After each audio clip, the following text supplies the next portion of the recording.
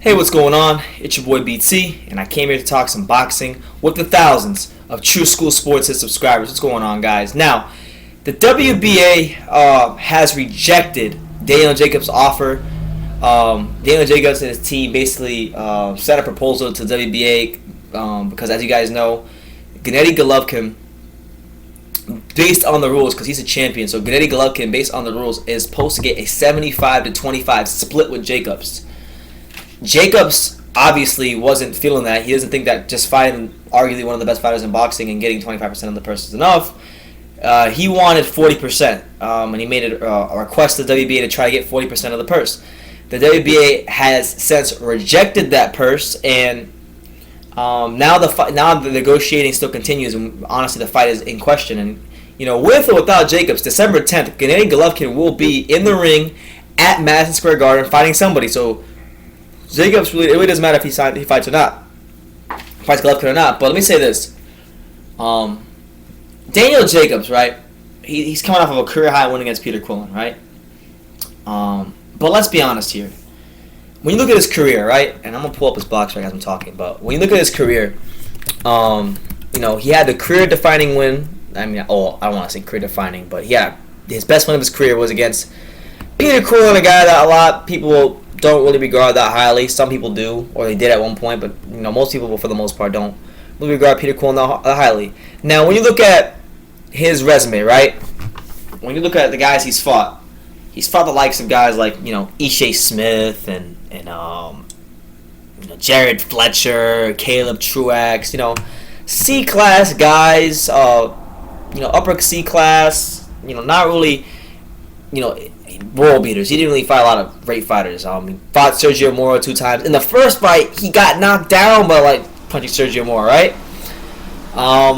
So Peter Quillen is the best name he has on his resume, and being that was the quote-unquote battle for Brooklyn, which honestly is hilarious that they made such a big deal about that, because the facts are Peter Quillen being a Brooklyn fighter, Daniel Jacobs being a Brooklyn fighter.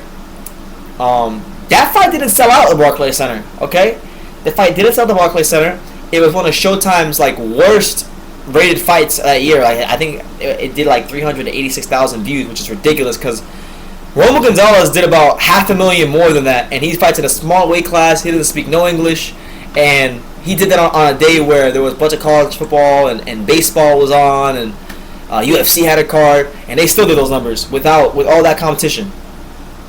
And he only got paid, I think, I don't remember, 500,000, 600,000. It wasn't a whole lot of money for that fight against Quadras. And you have Jacobs getting paid $1.5 million against Peter Quillen. They couldn't even sell the Barclays Center, and the ratings were piss poor. So who does he think he is, right? Honestly, who does he think he is to request 40%? Because honestly, look, the reality is, if Golovkin beats him, which many people expect him to do, it does nothing for him. All it does is get another little name that's going to be an afterthought on his resume. Really, that's all it is. So it does nothing for him. But on the other hand, if Jacobs beats Golovkin, oh my God, he would be looking at $5 million paydays, $6 million paydays, huge paydays, and he would actually get some validation as a top level fighter, because while he did beat Peter Quillen, while some people do regard him as a top level middleweight, I personally don't. I want to see the fight because I think it's a good fight, but I don't see him as a top 3 middleweight.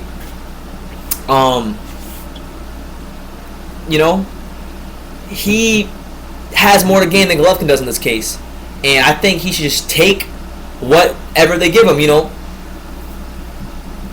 Odds are the WBA, because they rejected it already.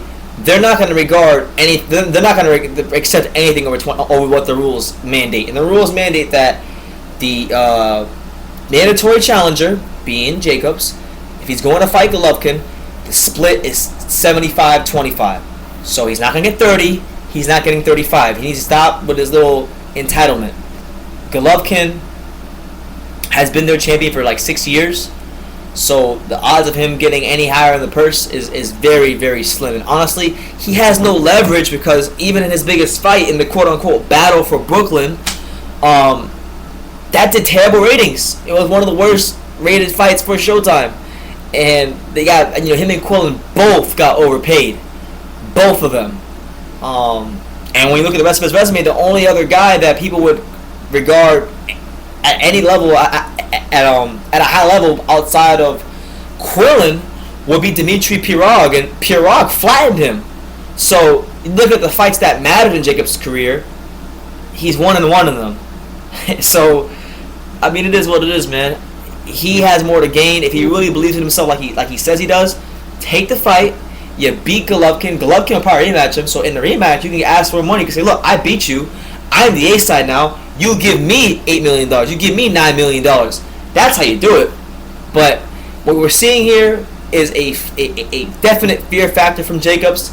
A definite level of entitlement that we see from a lot of these Al Haymon fighters. Who, by the way, another thing I want to say about this too, a lot of these Al Haymon fighters, because Al Haymon has stuck his neck out for a lot of these fighters, paying them ridiculous purses to fight bumps, and now like PBC's money is running low, and it's time for these guys to step up and fight the more dangerous fights, and kind of stick their necks out for Al Haymon, and now they're not doing that. So I mean, goes to show you, man, there's only so much a promoter can do. Al Haymon's done his job. I don't think the fighters are doing their jobs. And that's what it is. They've gotten spoiled, and that's just the nature of it. So that's the news. WBA rejects Daniel Jacobs' request for 40% of the purse. He will have to get 25%, or there is no fight. Let me know what you guys think. Do you think this fight will still happen? Let me know in the comments down below. Take the time to subscribe, and you can love me or you can hate me. But I'm just a kid from Dania.